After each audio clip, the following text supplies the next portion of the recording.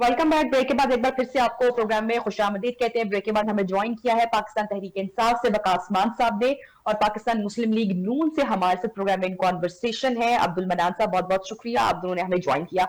वकास मान साहब, प्रोग्राम का आगाज इस वक्त ब्रेक के बाद आपसे करना चाहूंगी। पाकिस्तान तहरीक इंसाफ ने हमेशा, खान साहब ने भी माजी में अदलिया की आजादी की बात की है, आजादी का नंबरदार है। जब अब एक विफाकी आईनी अदालत का कयाम होने जा रहा है पाकिस्तान में 27वीं आर्मी तरमीम के तहत, तो फिर पीटीआई को उसके ऊपर इतनी रिजर्वेशंस हैं? बिस्मिल्लाहिर्रहमानिर्रहीम। देखें, एक चार्टर ऑफ डेमोक्रेसी हुआ था तमाम पार्टियों का आज से 8 साल पहले। उसमें मोहतरम इमरान खान साहब के भी दस्तखत है, बाकी पार्टी के भी दस्तखत है, और उसमें क्लियर लिखा हुआ है कि आईनी अदालतें बनेंगी, और ये तमाम जमातों का बड़ी देर से मुतालबा था। अब उसकी क्यों मुखालफत की जा रही है ये तो मुझे समझ नहीं आ रही, लेकिन मुझे एक चीज पे एतराज है कि आप जिस चीज को कमिट करते हैं, जिस एग्रीमेंट पे, दस्तावेज पे आप दस्तखत करते हैं, उसे क्यों आप मुकर जाते हैं? ठीक है, अब्दुल मनान साहब आपने सुनी है, और आसमान साहब की गुफ्तगू आपने सुनी? आवाज आप तक पहुंची इनकी? जी आ रही है जी। मेरा ख्याल है कि जी ये वकास मान ने बात नहीं की, मैं वकास मान अभी बोल रहा हूँ, ये अब्दुल मनान साहब ने बात की है। अच्छा, अब्दुल मनान साहब हमारे मौजूद थे, ठीक है। वकास मान साहब, आपका भी बहुत शुक्रिया, आपने हमें ज्वाइन किया। अच्छा, ये फरमाइएगा, क्योंकि सवाल चूंकि मैंने पहले वकास मान साहब से रखा था, चले मैं वो सवाल आपके लिए दोहरा देती हूँ। वकास मान साहब, ये बताइएगा कि पीटीआई ने यही सवाल जो मैंने अब्दुल मनान साहब से रखा है कि पीटीआई हमेशा अदलिया की आजादी की अलंबरदार रही है। अब जब ये तरमीम आई है और इसमें बहुत सारी इस्लाहात भी रखी गई है सामने, पीटीआई को रिजर्वेशन हुई, जेयूआई को भी हुई, तो ये सियासी मुफाद था या वाकई जो आईनी इसके अंदर जो पहलू हैं, इन तमाम बातों को जो है उस तरह से स्टडी किया गया, उस तरह से गौर किया गया, या सिर्फ सियासी मुफाद रखा गया कि जो पीटीआई के ऑलरेडी केसेस हैं उस पर ये असरअंदाज हो सकते हैं? बिस्मिल्लाहिर्रहमानिर्रहीम जी, thank you very much for having मी।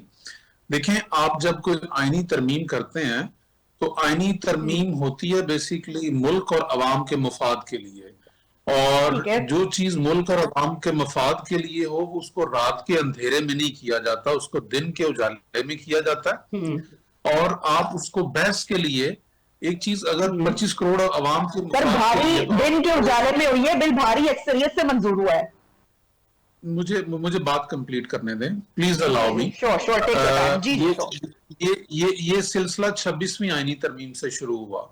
26वीं आईनी तरमीम में भी उसका ये एक्चुअली अनफिनिश्ड एजेंडा है, और 26वीं आईनी तरमीम आपको पता है कि किस तरह की गई, किस तरह से एमएनएस को जो है वो लालच से, धौंस से, मार के, उनको डरा धमका के करवाया गया, और रात के अंधेरे में ही की गई थी 26वीं आईनी तरमीम। उसमें उस वक्त क्योंकि इनके नंबर्स पूरे नहीं थे, और जो आप अदलिया की आजादी की बात कर रही हैं, तो अदलिया, इसी सुप्रीम कोर्ट ने यह फैसला दिया था कि रिजर्व सीट्स जो है वो पीटीआई को दी जाए, और इस हुकूमत ने सुप्रीम कोर्ट का फैसला नहीं माना, और बाद में 26वीं तरमीम करके अपने मनपसंद जजेस लगा के उसको रिव्यू पिटीशन में ले जाकर वो पीटीआई की जो सीटें थी रिजर्व, वो आपस में बंदरबांट की नून लीग ने, पीपल्स पार्टी ने, उस तरह से मांगे तांगे की जिनके ऊपर इनका कोई राइट नहीं था। उस तरीके से इन्होंने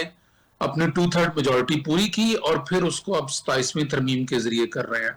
आप 27वीं तरमीम का जरा खोल के देखें कि 27वीं तरमीम जो है वो, उसमें सिर्फ ये कोई आईनी अदालत नहीं है सुप्रीम कोर्ट की, उसके अलावा जो लोगों को ताहयात इस्तिस्ना दिया जा रहा है, वेदर इट्स प्रेसिडेंट और चीफ ऑफ आर्मी स्टाफ, मतलब ये ये तो अफराद के लिए ये तरमीम कर रहे हैं।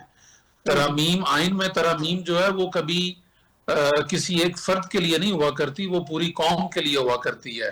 क्या नून लीग और पीपल्स पार्टी, मैं आपके इसी पॉइंट को आगे रखूंगी। बड़ा इंपॉर्टेंट पॉइंट आपने रेस किया है, यही पॉइंट अब्दुल मनान साहब के साथ ब्रेक के बाद रखेंगे। एक शॉर्ट कमर्शियल ब्रेक के जाने बढ़ेंगे, वापस आते हैं, स्टे विद अस।